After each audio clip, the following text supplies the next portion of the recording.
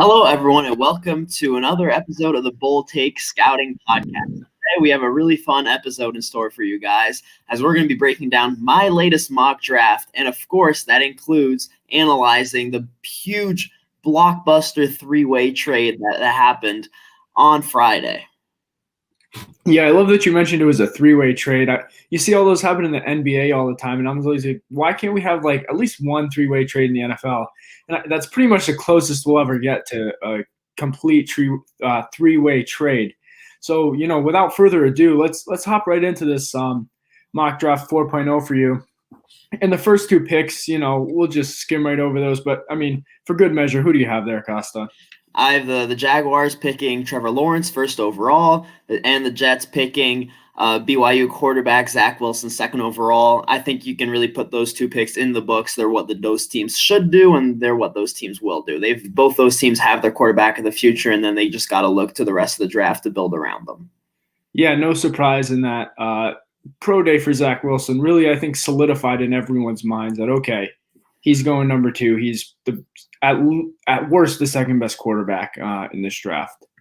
All right, moving on to number three. This is where the big blockbuster trade really happened, with the 49ers moving up to 3, swapping picks with the Dolphins. Who do you have going here? I have the 49ers picking a very interesting pick, Mac Jones, the quarterback from Alabama. So they traded 3 first-rounders and change. I believe there's a third-rounder included in there to move up from 12th overall to 3rd overall to select their quarterback of the future. And when it happened, everybody's gut feeling, I know several analysts like Lance Zierlein and Benjamin Albright went out and said this, is that people thought it was going to be for Trey Lance. They thought, look, they have Jimmy Garoppolo. They can afford to sit Trey Lance for a year. He's a perfect fit in Shanahan's system.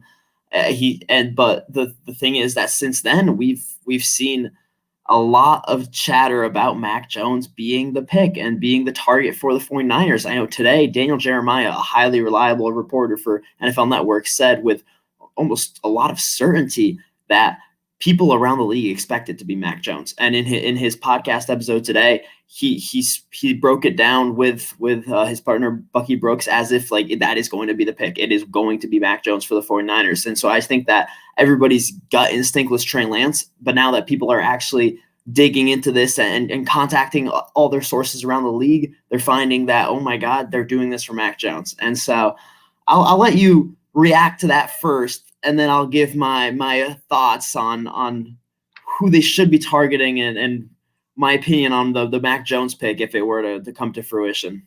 Well, first of all, I think if they pick Mac Jones, it will be a mistake. Yeah. I think, in my opinion, there's 2 better quarterbacks, much better quarterbacks than Mac Jones. I'll be on the board at 3. But looking at this from an outsider's perspective and saying, okay, who runs the 49ers? Basically Kyle Shanahan. John Lynch is the GM, but Kyle Shanahan's basically in charge of that team. Though he likes Mac Jones type quarterbacks. If you look all the way back to when he was with Washington in 2012, they made the trade up for RG3. It's kind of a rumors out now that was not a head coach offensive coordinator pick. That was an owner pick to move up for RG3. Kyle Shanahan and his father both liked Kirk Cousins better. And that's why they picked him in the 4th round, and eventually he became the starting quarterback for them after RG3's horrific knee injury, and he never was the same. But after he moved on from that, he was with Atlanta. He had Matt Ryan. He's not a really mobile guy. And then if you look, when he went to San Francisco, he wanted Kirk Cousins to be his quarterback, and that was his whole plan. That's why he didn't scout the 2017 quarterback class, which was a mistake, obviously, because Patrick Mahomes, Deshaun Watson, because his plan was, okay, I'm going to get Kirk Cousins when the season's over. Now, they were so bad before that they had to make the trade for Jimmy Garoppolo, but even Garoppolo isn't the most mobile guy either. So if you look at his track record with quarterbacks, he prefers the guys that aren't mobile. And then if you add on to that the fact that he wants to be basically in charge of what his quarterback's doing.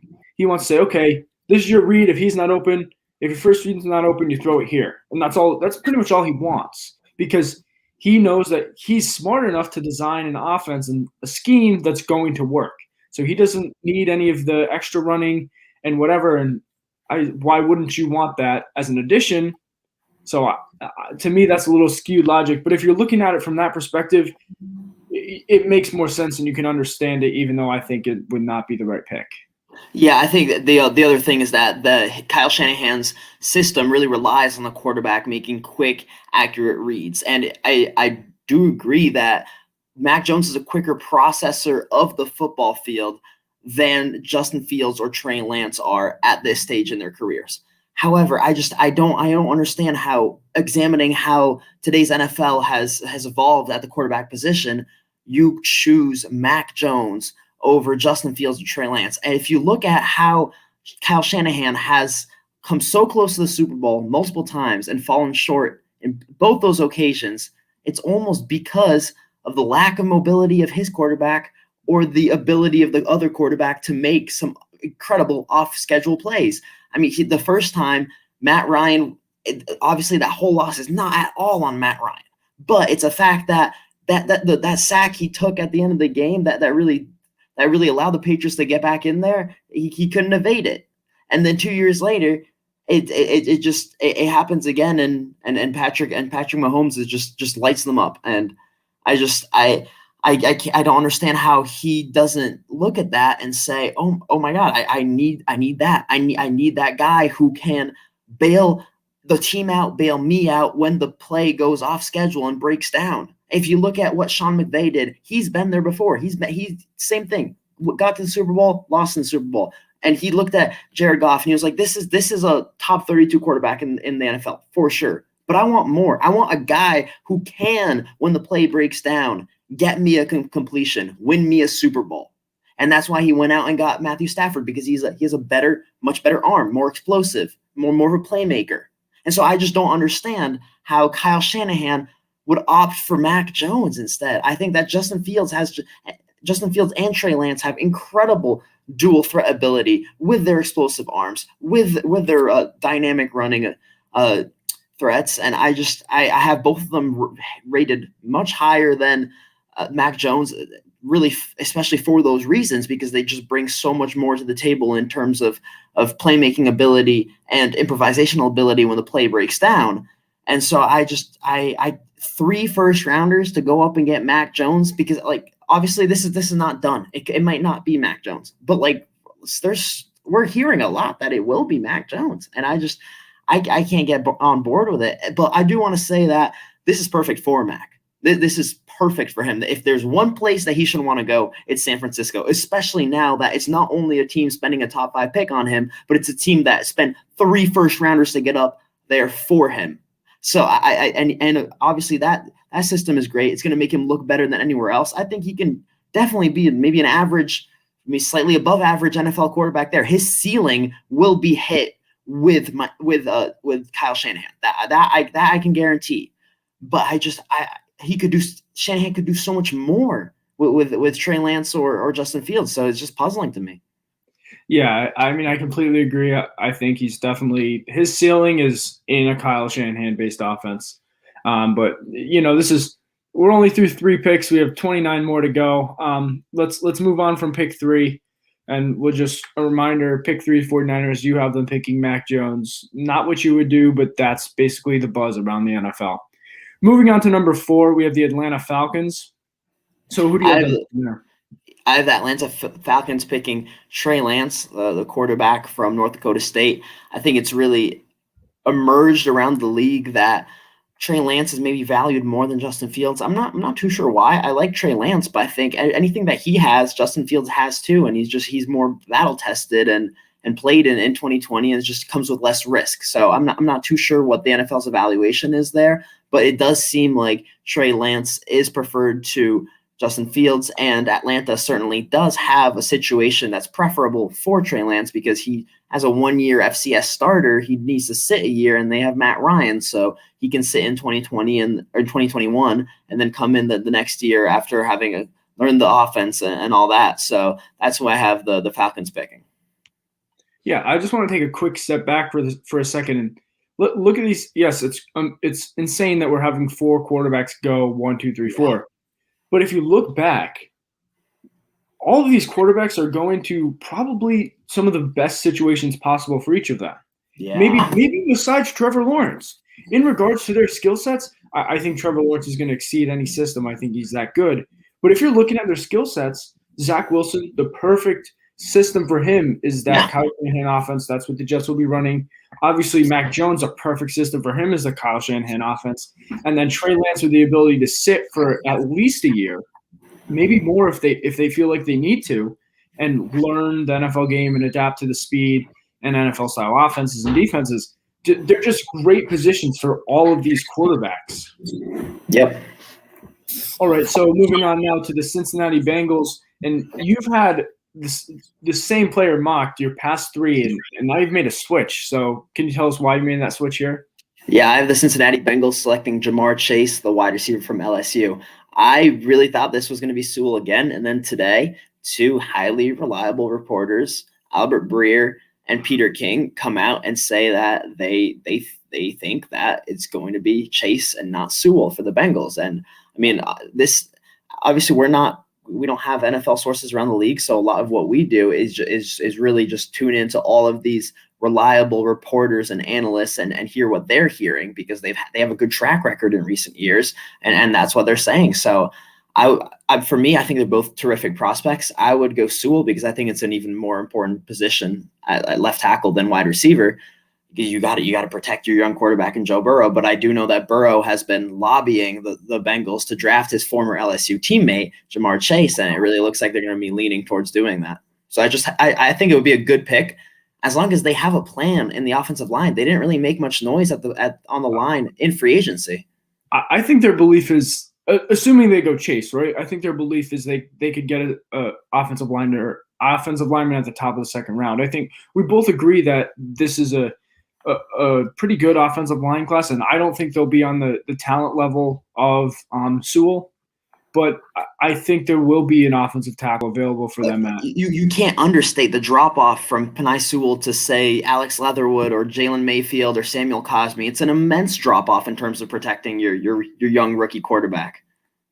Well, I completely agree, but just trying to look at it from the Bengals' perspective, that has to be what they're thinking. If they're thinking Sewell and no other tackles, they'd have to go Sewell. So assuming they go Chase, that's what all the rumors are saying right now. They have to see an offensive lineman in round 2. Yeah. All right, continue to move down the draft board. Down to the second trade, the Miami Dolphins at 6, who flip-flopped with the 49ers, moved down to 12, and then they moved back up to 6 with the trade with the Eagles. Who do you have going here to the Dolphins?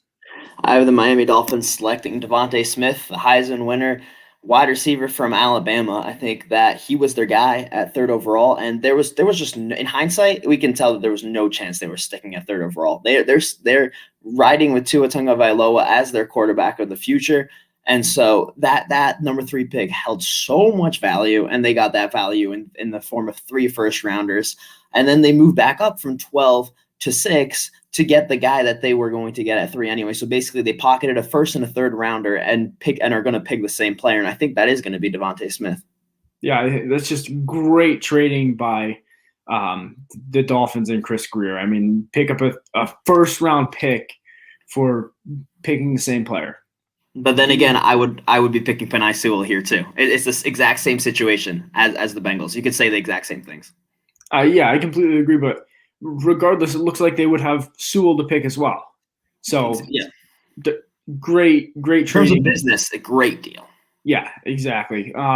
Moving on to number 7, the Detroit Lions, and they have plenty of options to go here. Who do you think they pick at 7? Well, I mean, I think the Lions here, they're taking Penei Sewell if he's there at 7th overall. I mean, it's hard to pass on Kyle Pitts here, but Penei Sewell, we know from the background that Dan Campbell and the GM Brad Holmes, their backgrounds, they come from coaching and general manager trees that really emphasize loading up on the offensive line and not being afraid to double down on investments there. So they have a decent starting left tackle at Taylor Decker, but I think they would gladly move him to the right side and plug in Penei Sewell there, who's going to be a future Pro Bowler at left tackle, and they just get their cornerstone there. So I think they'd be really happy with Penei Sewell sitting here, and that's really he's only at 7th overall because of the QB run and then the wide receiver needs at the picks ahead of them, because in no other draft would Penei Sewell be going 7th overall. Yeah, I completely agree. And if this happens a month from now, if I was a Lions fan, I would be ecstatic. It's not the sexiest pick, picking an offensive lineman, but Sewell is a great prospect, and it's the best player available. You can make that argument or Pitts, but he is on most sports the best player available. So I think that would be a great pick for the Lions if he falls there. Moving down to number 8, the Carolina Panthers. I have the Panthers picking Justin Fields, quarterback, Ohio State, A+ pick. In Peter King's words in his column today, he said, Justin Fields needs to show up at his pro day because, quote unquote, I don't know who will be picking him. He connected, obviously, Lawrence to the Jags, Wilson to the Jets, Jones to the 49ers, Lance to the Falcons. Then he said he doesn't know which team would pick Justin Fields. And that's beyond me. For me, as good as this quarterback class is, Justin Fields is the QB3 in this class, and he's going to be a franchise quarterback. So for him to be the 5th one off the board and drop all the way to number 8 to the Panthers, that would be just an absolute home run for them. And man, I think that seeing how he played against Trevor Lawrence, the guy that he's been number 2 to his whole life, basically in these last 5 years, how he played in that semifinal game against Lawrence, just coming out with so much desire to outplay him and make a statement. If he goes as the 5th quarterback off the board, the league is going to feel his wrath. He's going to come in with such a huge chip on his shoulder. And I mean, this would be an incredible selection for the Panthers. And as you said, in this mock draft, we have QBs going 1, 2, 3, 4, and 8. That you never see that. And then as you really pointed out, they're all great situations, because here with Joe Brady's system and with a supporting cast that includes Christian McCaffrey, Robbie Anderson, DJ Moore, it's another really good situation. So he would have to hear 4 quarterbacks get their names called ahead of him, but I think in the long run he would be a really good fit in Carolina. Oh, totally. And since it's bold take scouting and we like to make bold predictions, if Justin Fields falls to 8 to the Panthers, he's my offensive rookie of the year. I like that. I like that. I mean, he's got the most talent around him. He's going to have the biggest chip on his shoulder. Yep. I totally agree. It's almost a Justin Herbert situation in that he's getting overlooked and then he just goes and has an incredible rookie season and proves everyone wrong. Yeah, totally. Now moving down to 9, the Denver Broncos. This might be a surprising pick for some people. I know it was on Instagram.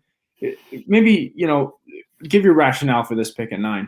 Yeah, I have the Denver Broncos picking Kyle Pitts, the tight end from Florida, and I'm surprised that I have to back up that pick. I mean, he is one of the best players in this draft class, the best tight end we've seen in years, best tight end I've ever scouted, and it's a best player available situation for the Broncos. I like how in free agency they filled their cornerback need twice with Ronald Darby and with Kyle Fuller, so that they don't have to force a pick at a certain position. And I love Patrick Surtain. He would be a really good pick at number 9. But it's just nice to have those options open, because in this scenario, Kyle Pitts is sitting there at 9th overall, and he's just too good to pass up. I know they have Noah Fant, but that doesn't stop you from picking Kyle Pitts. And plus, they have other needs.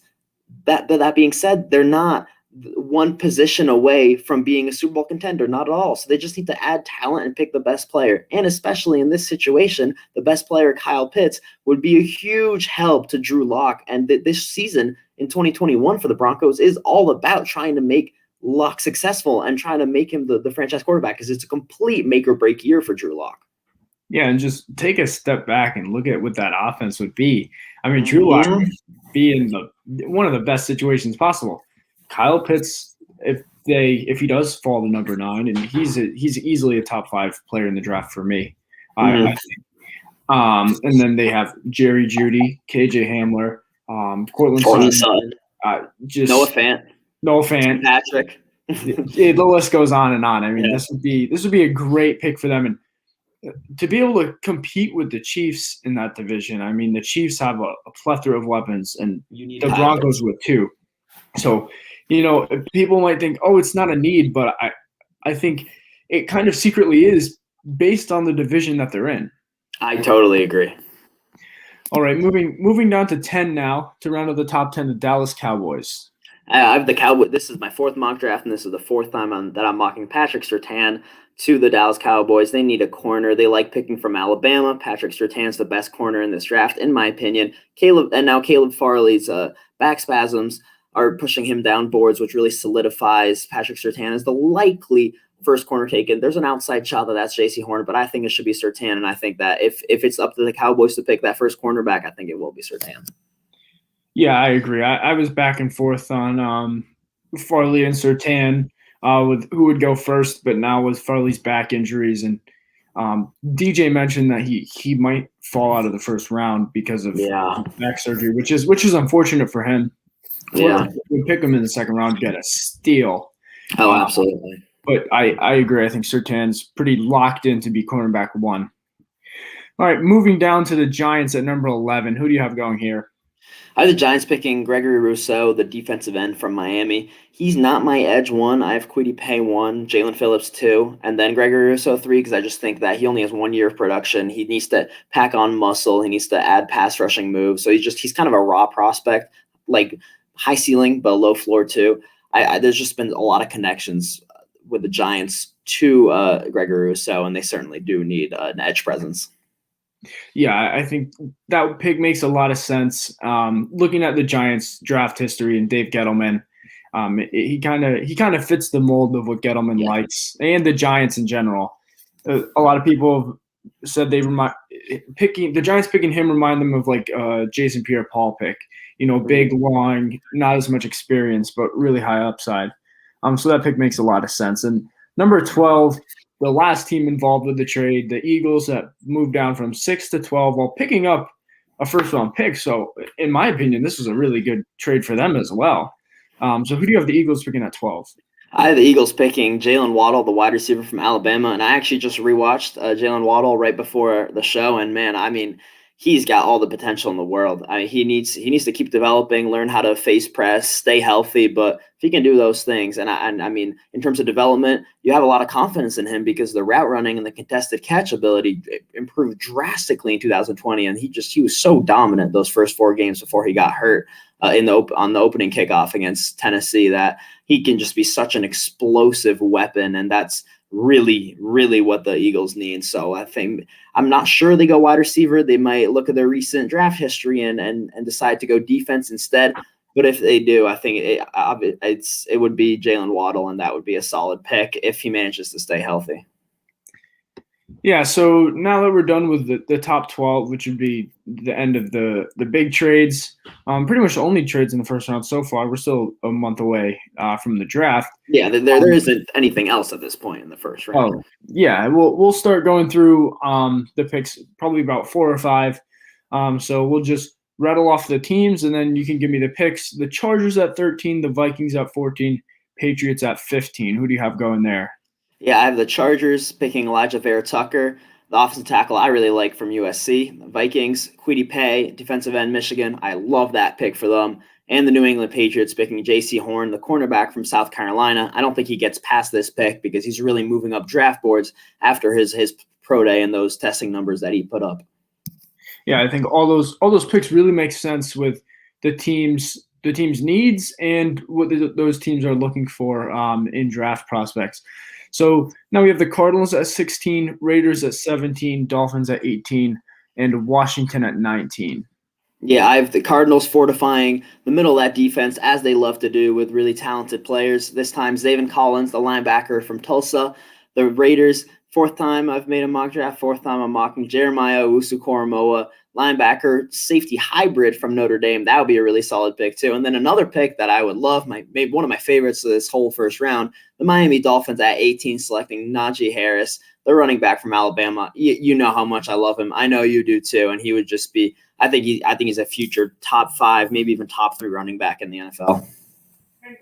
Yeah, and then the Washington football team at 19. Yeah, and then the Washington football team picking Christian Darrisaw, the offensive tackle from Virginia Tech, another really solid pick. I think that some of these other positions have pushed down offensive tackles, and I'll just give the next pick too. The Chicago Bears at 20, picking Rashaan Slater, offensive tackle from Northwestern. If those teams can fortify the offensive line with Darisaw or Slater that late in the first round, I think that those are home run picks. And really those are the type of picks that aren't really flashy, but that set up your franchise for success. Yeah, so a lot of people have had Rashaan Slater going in the top 20. So was there any reason that you had him falling all the way down to 20 to the Chicago Bears? Most people have him going earlier. Not really. It's just that with this draft, with all the quarterbacks going high, and then just a lot of players in the same tier, there's bound to be a couple players that are going to fall farther than we think. Just making this mock draft, it was obvious because none of the players that I put in the 10 to 20 range were just like guys that you haven't been seeing going that high. It's just there will be one or two players that do slide maybe to pick 20. And so that's why I really like where the Bears are sitting, because they could end up nabbing one of these top offensive linemen, because I do think they need to fortify that offensive line, and Slater would just be a tremendous pick here. Yeah, I agree. And Slater has some concerns to some people about his ability to play tackle because of his length and some other issues that I don't really see. I think he can play tackle. Certainly. He's my tackle too. But I know that some teams have voiced their concerns about Slater. So I could see him being the tackle that does fall a little bit more than people would expect. Mm-hmm. All right, so now the Colts at 21, Titans at 22, and Jets at 23.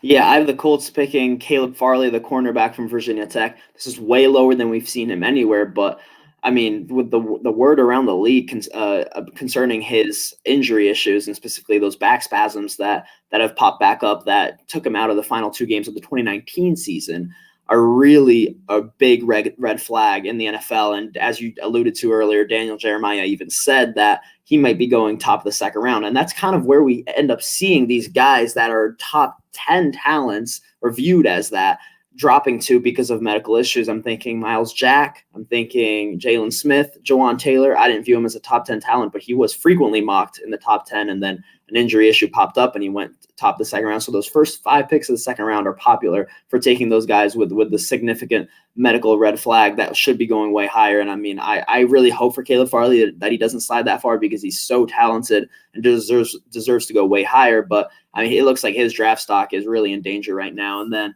22, I have the Tennessee Titans picking a cornerback that I really like, Greg Newsome from Northwestern, and then the New York Jets, a defensive end that I said was my second edge rusher on my board, Jalen Phillips from Miami. Yeah, and as a Jets fan, I would love to see that Jalen Phillips pick. The Jets have been in need of an edge rusher for a long, long time.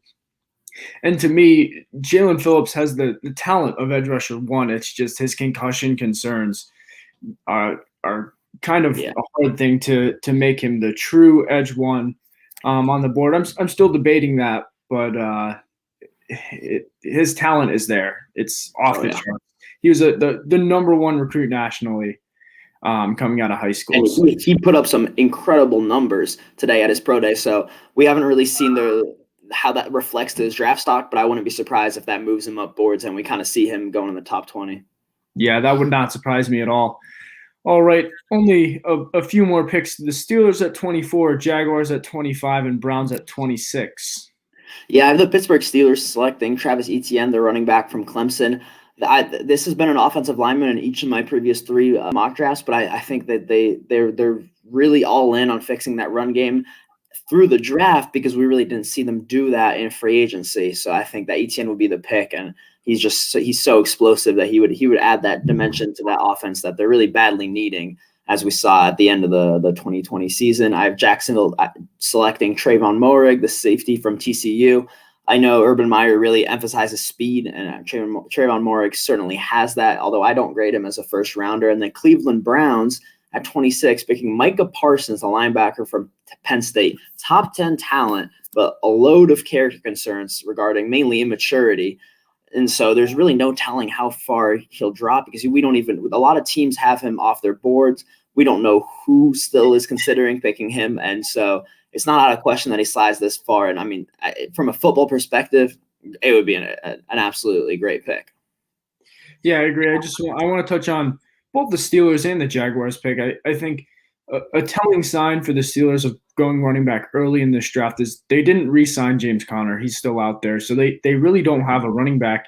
They have Benny Snell and Anthony McFarland, but I don't think those are RB1s. So I would look, if they don't go running back in the first round, definitely round 2 or round 3. I think Javonte Williams would be a great pick if they want to look elsewhere in round 1. I'm not sure Devontae Williams will last their pick in round 2, though. I think J.K. Dobbins ended up going way later than we thought in round 2. But then again, Cam Akers went way earlier than we thought, so it's tough to tell. Yeah, but running back is definitely a position that you'll see them address early. And then the Jaguars, I think, definitely look for a player that Urban Meyer would have connections with. And that's what I kind of realized about a week ago after I made my last mock draft. The players they've brought in he's had connections to all of them, or someone close to him on his staff has had connections. And I think he mentioned in an interview with Peter King that it's so hard. It's not like it was recruiting wise in college where you get to sit down and meet the guys as much as you did. He said in free agency. So I would definitely, if you're making a mock draft, look for players that are obviously in the first round conversation that Urban Meyer would have connections with. But I think Moehrig definitely fits the mold of someone that Urban Meyer would look to fit in on his defense.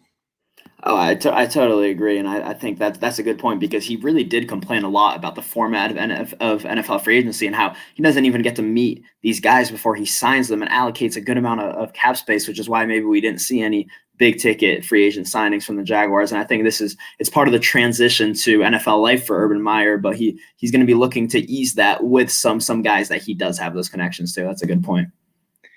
Yeah, so now rounding out the last 6 picks, we'll go 3 and 3. The Ravens at 27, Saints at 28, and Packers at 29.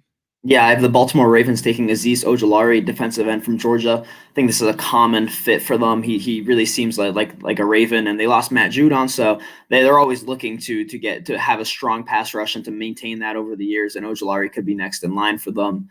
The New Orleans Saints, Elijah Moore, wide receiver from Ole Miss. He's not the wide receiver I would pick for them. I'd be going Rashad Bateman. I love Bateman. I think they should be picking him at 28th if he's there, but they really like those guys with in-out versatility. And Elijah Moore has really increased his draft stock with his pro day performance and specifically that 4.35 40-yard dash to the point that people are saying he might be slipping into that first round and be going off the board as the wide receiver 4. So if this is looking like an increasing connection, then I have the Green Bay Packers picking Ifeatu Melifonwu, the cornerback from Syracuse.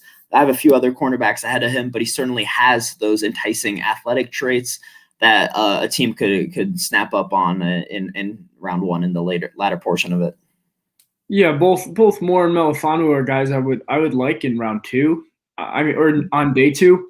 The round 1 is a little rich for me, but if you look at these teams, the Saints and the Packers, those guys will probably be gone when they pick again in round 2, most likely. So if they like these guys, they have to strike in round 1, even if it is a little bit rich for them.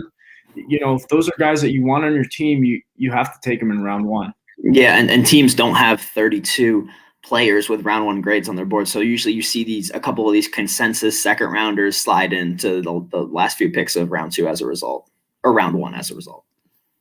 Yeah, now rounding out your mock draft 4.0 with the last 3 picks, Buffalo Bills at 30, the Chiefs at 31, and then the Super Bowl champion Tampa Bay Buccaneers at 32. Yeah, I have the Buffalo Bills picking another pro day star and Eric Stokes, the cornerback from Georgia. I do think he's a first-round talent, so this would be a good pick for them. Line him up across Tre'Davious White. He's got a little bit of development to do, but he has the pphysical traits, and you're in a 4.25 40-yard dash at his pro day, so he can carry any vertical route there is in terms of speed. The Kansas City Chiefs at 31. I have them picking Liam Eichenberg, the offensive tackle from Notre Dame. There are a few offensive tackles that I have ahead of him, but what I'm hearing is that he's a high character guy, and that's always the case with Notre Dame. And teams really like how reliable he is. And again, that Notre Dame offensive line is always just they have a pedigree in the NFL, and there's talk as a result that he might be going in round 1. And the Chiefs, man, this has to be an offensive tackle. I would be shocked if this pick is not an offensive tackle. They may even move up for an offensive tackle, which I think they should do because, as we said, if guys like Darrisaw or Slater are available 10 picks before that, go up and part with some draft capital to get them, because I do think they would be a significant upgrade over whatever the Chiefs currently have, and that they're much better than this next tier of which Eichenberg is a part of. And then at 32, rounding out my first round, I have the Tampa Bay Buccaneers picking Christian Barmore, the defensive tackle from Alabama. I think this Tampa pick is kind of interesting because they could go in so many ways, and I think they could opt for more of a high upside player that they get to develop. They have Vita Vea, they have Ndamukong Suh, but they could really get a defensive tackle that has that pass rushing upside to pair with Vita Vea in the long run. And if they can get Barmore's flashes to turn it into consistency, then they could be getting a really good pick at the end of round 1 here. Yeah, I mentioned this before, and I'll mention it again. I really think this pick 32 for the Buccaneers, it will probably be a trade out for the Buccaneers. I think there's always a team. We mentioned this last time. There's always a team that wants to jump up to that 32nd pick in order to get that 5th year option for whatever player they select. And especially the Buccaneers just re-signed every single starter they had in the Super Bowl. So, it's they don't really have a need at all whatsoever. I think, honestly, if you're looking at the Buccaneers, their biggest need is probably quarterback, because Brady is probably there for 2 years max, but there's no quarterback to pick here at 32, in my opinion. So I think they're going to move out of there, acquire some more picks, be able to build depth, and maybe get guys that they can develop that they don't have to take in the first round. Yeah, I think that would be a good decision for them. And so that rounds out my latest mock draft, and we are officially, to the day, 1 month away from the NFL draft. And I mean, it's already shaping up to be one like no other. I'm going to recap. I had 4 quarterbacks going in with the first 4 picks, and that's looking like a high certainty. We had a blockbuster 3-team trade come down. So, I mean, it's just getting more and more excited. And we're here this whole stretch for you guys to deliver you guys top-level scouting reports, mock drafts, bold takes, rumor mills every Sunday. Check that out on our Instagram page. We post just a collection of the latest rumors from these reliable reporters, so you can build your own mock draft, and it's gonna be a fun ride. So thank you for tuning in. Yeah, thanks for listening, and we'll be back next week.